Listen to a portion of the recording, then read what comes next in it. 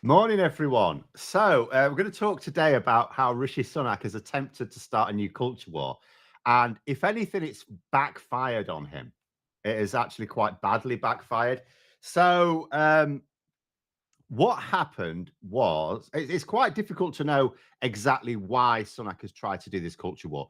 He's tried to create lots of wedge issues. You know, earlier this year, for example, it was like, oh, we're going to stop all this anti-motorist stuff. We're going to, we're going to make it harder to impose the 20-mile-an-hour zones.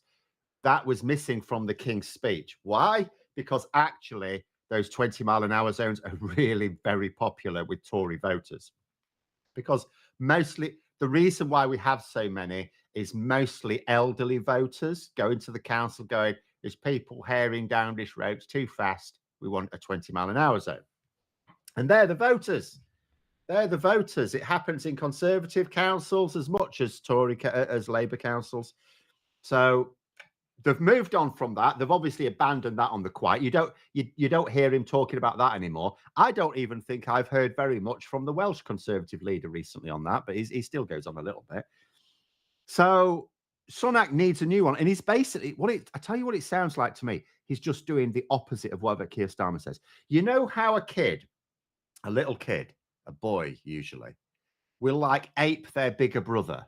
They look up to their bigger brother. They do everything their bigger brother does. It's like that. Sunak's like looking up at Keir Starmer, except he's just doing the opposite. Oh, he's doing that thing. I'll do the opposite. Right. And so what's happened here is there's a loan agreement. So I'm not going to go over all the details about the Elgin marbles or Parthenon marbles, what you want to call them. But because what's interesting is the row over this. So the British, obviously the Greek government would like the return, the repatriation of these marbles. There is a law in this country which prevents the British Museum doing that, but they'd come to an agreement with the Greek government that, right, what we can do is we'll have a rotating loan agreement. So the marbles go to Athens, and then the Greek government give the British Museum some other Greek antiquities, and they show them in their respective museums for a bit, and then they swap around again. And we just have this sort of rotating agreement. Museums have loan arrangements like this. Isn't unique. This is not novel. You know, museums have loan arrangements all the time. But Rishi Sunak has decided to have a beef about this, and he cancelled a meeting with the Greek Prime Minister just a few hours before it was due to take place. So he's created a diplomatic row, right? And you think, why?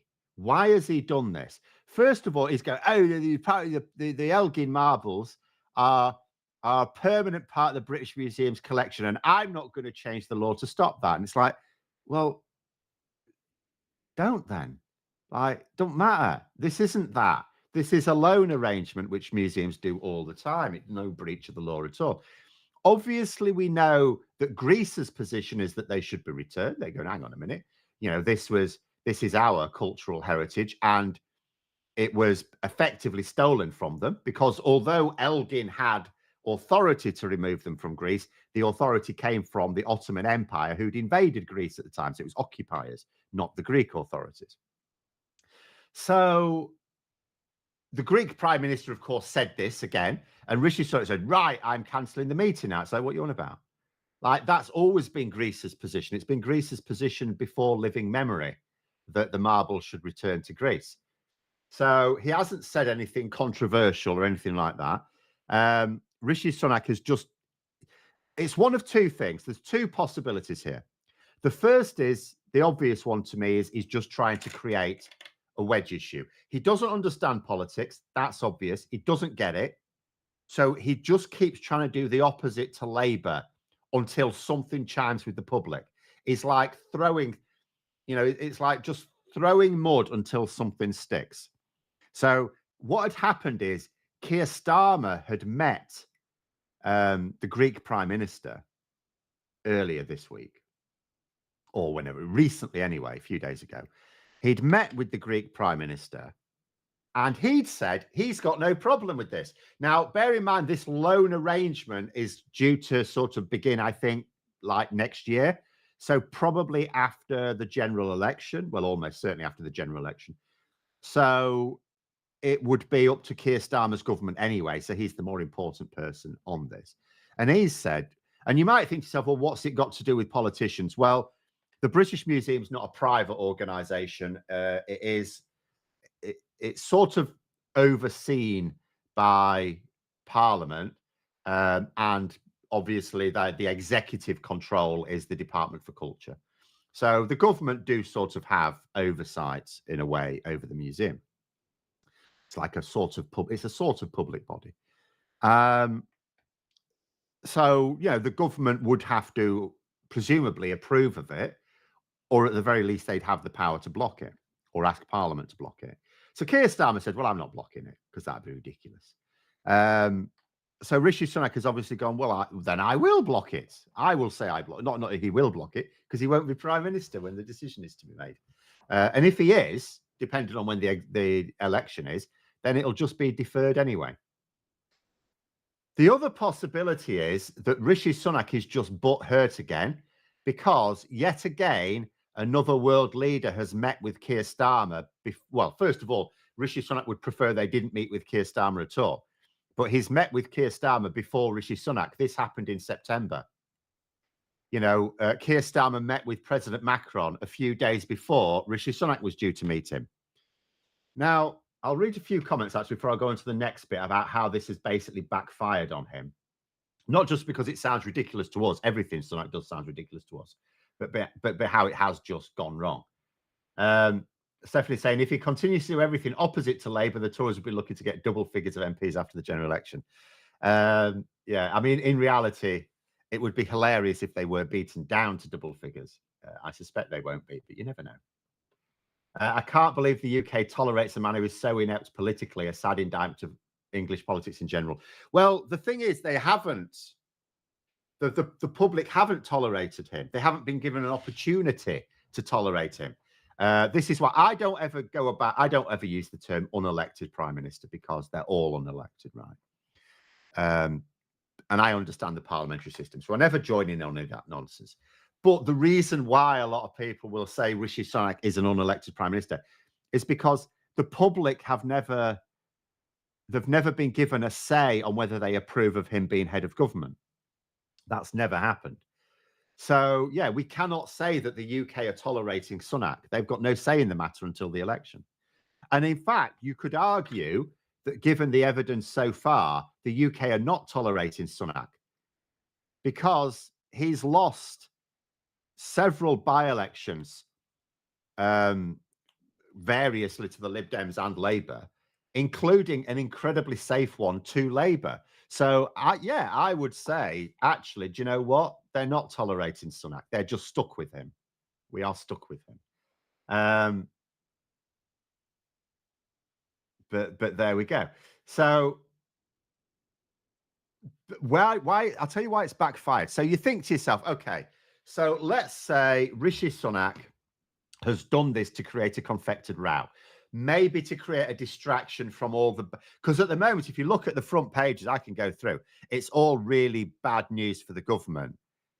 Like the only good news, the only thing that's appearing there, it's good news, is the extension of the truce in Gaza. But where there is news about UK politics, it's not really good. The Times has got like a legal warning about what the so-called full-fat Rwanda plan would mean for the Prime Minister. The interest rates will stay high into 2025, say economists. So, there's not going to be a sudden drop in mortgage rates for the election. The Daily Express having a pop at Andrew Bailey, which may or may not be unreasonable, but the reason he was put in charge of the Bank of England, remember, is because he was a Brexiteer, or he was willing to be a Brexiteer. But nonetheless, it is pointing to the poor economic outlook. There's any time that there's any sort of UK news, it's just really bad news at the moment. So Sunak thought, I know, I'll do this. And then, so then you go, okay, so how is it being reported? The Daily Express are the most jingoistic of the mainstream media outlets. Like you sometimes think about the Daily Mail. It's like, no, the Daily Express, if you want to go to Gammon Central, that's where it is, right? So you go, so how are they reporting it? First of all, they're not reporting it prominently at all, but it is on, if you go onto the website, it is in their politics section. They have a politics section. And the headline is Annoyed Greek PM accuses Rishi Sunak of running scared in escalating Elgin marbles row. So you've got a headline that includes the accusation about Rishi Sunak running scared. That is not the headline he wanted.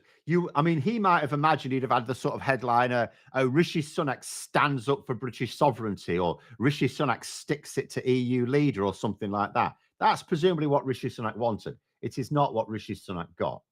What he got in the Daily Express, I haven't even checked the others yet, because I thought the Daily Express is the most blatantly pro-conservative. No matter who's leader, they generally back them. And obviously they are proper Gammon Central. And if that is the way they're reporting on it, and the actual article itself, obviously the major damage is done in the headline, but the actual article itself doesn't help Sunak either. It's not plugging the sovereignty line, which is what you would imagine he'd expect. But anyway, right, go through some more comments. I suspect there's some comments here on other things as well. This is what happens when you march all over the world and help yourself to other countries' relics. Well, not really, because everyone did that. People make a big beef about the British Empire doing that just because it was the most successful. Literally everyone, if you look at a major country, like think about a major economy in the world today, every single one of them marched all over the world nicking other people's things. Property is theft, as they say. Everything's nicked. But what I would say on this particular issue is there's no real reason not to have them repatriated, because they were taken out of. They're clearly not something that's of cultural significance to Britain. They're clearly of something that's cultural significance to Greece. It is not credible to suppose that the Greek government, had Greece been in control of its own borders, would have allowed. And it's not like the Ottoman Empire was around for that long anyway. So it's like this brief period, relatively brief period, when the Turks invaded Greece and said, yeah, you can nick their statues. But there it is.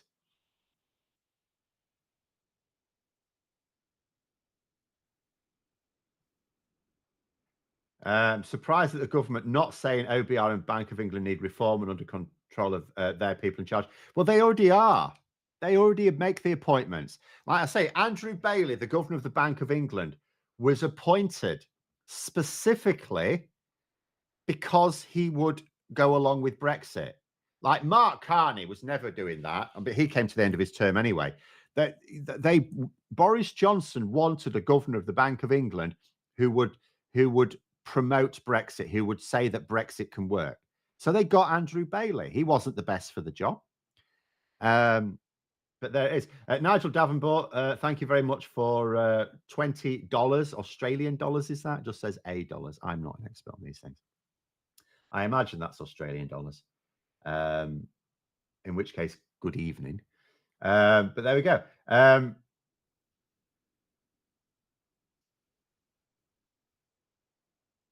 France has 12 different time zones because it has such a widespread of land in it. Everyone nicked land. Every major country in Europe went around the world nicking other people's things. You know, there's a reason why in South America they tend to speak either Spanish or Portuguese, for example. You know, there's a reason why in Canada half of them think they're French. You know, so yeah. The British Empire just was, it ended up being the largest. And it's not to excuse it, by the way, but it ended up being the largest, and it sort of ran for quite a long time. And I would also argue one of the reasons why it's maybe regarded sort of even less fondly. Well, none of them should be regarded fondly, but less fondly than others, is because the way we sort of closed it down was not like the best either. France probably had a sort of a more long-term view when it sort of ran its own empire down, whereas ours was a bit more petulant. And the fact that you have a privately owned media who keep banging it as well as if we've still got it. I mean, you look at, when I referred back to, there's a law that says the British Museum cannot surrender any of its artifacts, right? You think, well, why would you have such a law? Why would you do that? And it was a law that was passed in the 60s. So you would go, well, this was at a time where people were still coming to terms with the loss of empire. So it was a little bit of petulance, from the UK at the time. But there it is anyway. I mean, it's some countries are now giving stuff back now to the country's origin. We should do the same. We should do the same. I suspect we won't, not where the British Museum is concerned, because of that law. So there is a law that prevents it. And you think, well, okay, well, we could just repeal that law. We could. What I would say is, like, obviously the Tories are not going to. If Labour were to do it, they would be accused in the media of cultural vandalism, right? Even though it's some other book as culture, that's the point. But they'd be accused of. I just think Labour will think it's too much of a hassle when they've got more important things to be doing. So I wouldn't hold out any hope that the law will be repealed any time in the foreseeable future. At some point, you would think probably it would. I mean, there was a poll conducted just on the marbles. There was a poll conducted at the start of the year, which said 53% of the UK were in favour of them being returned, to just 20% against. So that's like, over 2.5 times as many people think they should go back as stay here. But at the same time, if Labour repealed the law, I suspect, I mean, I could, but who knows? But I suspect they'll just they'll just decide they can't be asked with the media row, because every time they go and do an interview, they'll be asked about this. It'll be like the trans row all over again. It'll be like stuff that the public don't care about. The public care about the cost of living crisis. If the public care about rocks at all, it's the ones our schools and hospitals are made of that are falling down. Those are the ones they care about, really. And that's what a Labour government needs to be able to talk about all the time. They don't want to go on interviews and be asked about 2,000-year-old, 2,500-year-old whatevers. But there we go. You say there'd be nothing left in the British Museum if we gave everything back. No, there would. There'd be plenty left. There would be plenty. There's plenty of stuff in there that, first of all, not all of it's from around the world. A fair amount of it. There's plenty of stuff in there that no one's that bothered about. Ed saying, I like your idea, Phil. Make copies and show them and sell. That's not that's Graham's idea, by the way. But yes, I mean, for some things like this, we can do that. The British Museum doesn't have to give everything back. There's no great calls for everything. There's some very culturally sensitive artifacts that were removed under dodgy circumstances. That's ultimately it.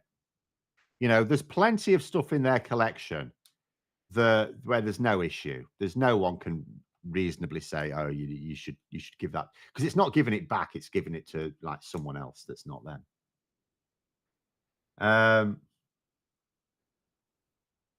Paul saying, I appreciate the return artifacts to suspect regimes can put them at risk. Think the Taliban nicest, but in those cases, put items in trust with the new UN. Well, no, with items like that. So the British Museum also claim to preserve artifacts, although it's a bit dodgy because there's plenty disintegrating in storage. But yeah, no, if there was if Greece were war torn at the moment, then you would go, well, no, obviously we're not going to do that because they could be destroyed. I mean, they're not looking too clever now, but they could certainly be destroyed. But Greece are obviously going to look after them. It's a stable country. Well, in terms of can it look after them? Yes, it can look after them. So it's there is no issue in this particular case. So there's certain artifacts where they were removed, not really with the authority of of the people who should have had authority, shall we say.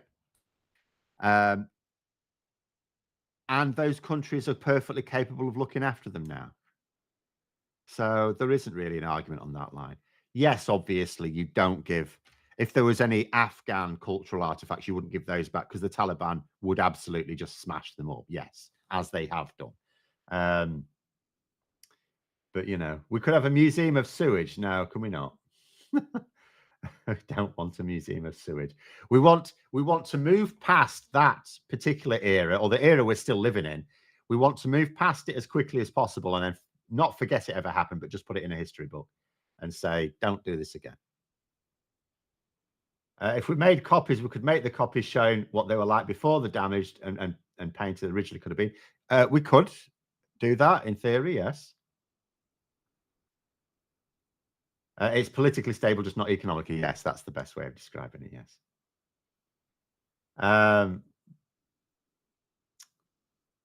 Viv say, I love the British Museum, but as they've so much stuff, they don't even know when someone's stealing and selling it off. They can send important bits back. Yes, they do have they have far more stuff than they can display or even properly look after. I'm more of a fan of the Science Museum, but that's because there's interactive art. There's interactive exhibits there. One of which I accidentally broke one time, but I think they fixed it. It's fine. I keep on saying France have a better relationship with their former colonies. Some of their former colonies. As someone who studied French political history at university, they really don't look at the history of Algeria. Yeah, I said some. Because they actually took an interest with some of them in the sort of transition.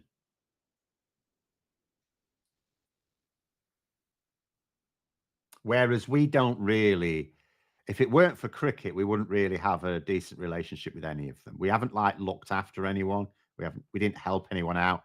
It was like when we relinquish control, it's right. Okay, here you go. We're off now. And it's like, what? You're not going to help? No, we're not going to help. It was very petulant, I thought.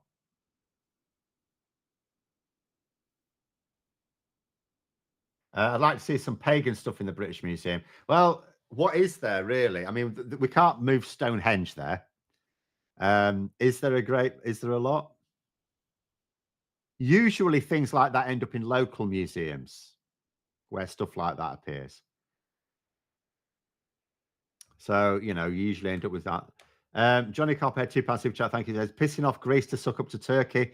No, I think it could be. No, I think it's. I mean, it's one of two things. My feeling is that Sunak just wants to create these rows. He's desperate. Like Tories usually benefit from saying, "Oh, Labour are basically just the same, only they charge you more tax." That idea, whenever you sort of see someone going, "Oh, Labour are just the same as the Tories," that's the Tories love that. They want people to think that Labour are basically the same. Because they like to think of themselves or they want the public to think of them as like Labour, only with lower taxes, which is obviously not at all the case. So, but it's really biting them on the arse at the moment because what the public are seeing, even those members of the public that don't see a huge difference, and they won't see a huge difference because I always say, Labour can only get so many messages through the mainstream media. So they tend to be the ones that chime with the public, and the Conservatives try and do the same. So the public don't know what most of Labour's policies are, even though they're sort of out there. But this is why I do like the Labour Vision each week, where I try and talk about some aspect of Labour policy. And they're all different to the Conservatives. But at the moment, it's biting them on the arse because now those members of the public who believe they're not seeing the Tories as like Labour with lower taxes. They can't do because the taxes are sky high. They're seeing Labour as sort of like the Tories, but more competent, which plays into Labour's hands. So so Sonak is desperate. He's absolutely desperate to find something that chimes with the public, where he can draw a distinction with Labour. But this was never going to be it. this is never going to be like I cannot emphasize enough what people care about. Like I wouldn't even think this was a good wedge issue in normal times, but we're not in normal times. We're in very bad times. Cost of living crisis. We're heading towards winter where the cost of living crisis bites more. You know, all the economic news is that next year is going to be worse. You know, the British Retail Consortium were talking about, you know, how bad business is at the moment. They don't need to tell me. I can tell that as a YouTuber. I can tell that because you look at the rate of, you know, the ad, because when you're paid by ad revenues, you can see what the market's like, and it's really bad compared to previous years, which means there's nowhere near as much advertising going on, or there's nowhere near as much money being spent on advertising. Why is that? Because there's a lot of businesses thinking that there's too few customers out there to justify a lot of advertising spend. So retailers know that they're going to have a bad, you know, this is the time of year when retail, when trade is really high and retail are like raking it in, and they're not doing. So we've just had those announcing all the problems. And what have they've cited multiple things. They've also cited Brexit red tape. So if the government wanted to actually win over voters, I don't understand how it's so difficult. What do voters care about? Cost of living crisis, schools and hospitals falling down, businesses struggling because of the pissing trade barriers they raised. But there we go. Grimfang saying, I have leftist friends that think Starmer has no policies, and I point them out. They complain about them not being that specific, and it's like, it's not election time yet. They won't be specific. They'll never. I mean, people like that will never be happy. Like, you know, it'll never be specific enough, because then you'll say what the policy is. Oh, that's not specific enough. Well, what's not specific enough about it? And then the manifesto will come out. Oh, that's not specific enough. What do they want? The white paper? Well, that comes when they're in government.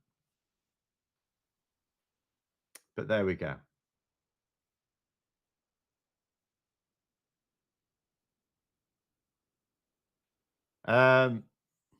Pretty much everything Sunak does is distraction from his real aims. Well, this wasn't even a distraction. This has just made him look foolish. His own transport secretary today on the news was actually trying to claim that Sunak didn't cancel the meeting because he was pissed off. He was saying, oh, it wasn't possible to have the meeting go ahead. Of course it was possible. It was in his diary. You know, something, we haven't been invaded. There isn't an emergency, a sudden emergency in this country. If you've got a meeting with a foreign leader, you do not cancel that because what? What? Larry the cat coughed up a hairball? What was the possible reason that Rishi Sunak couldn't make it? It's absolute bollocks. It was in his diary. That was it. You know, the only thing that would cause a diary cancellation like that would be an emergency, like being invaded. And we haven't been invaded. Or if I have, the news are keeping very quiet about it.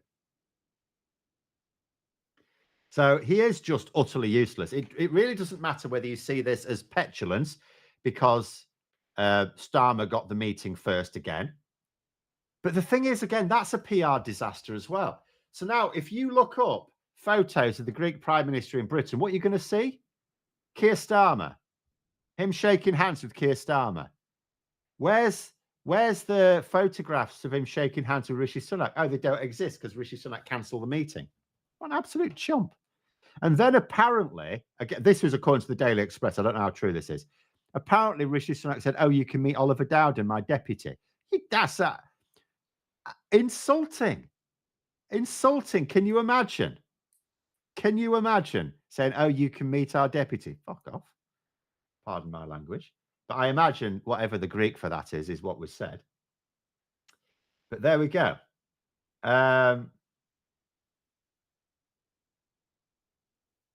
Read an article in The Guardian online yesterday claiming that Labour have adopted a similar position to the Tories RE trans rights. The source was claimed to be Labour together. Oh, the irony.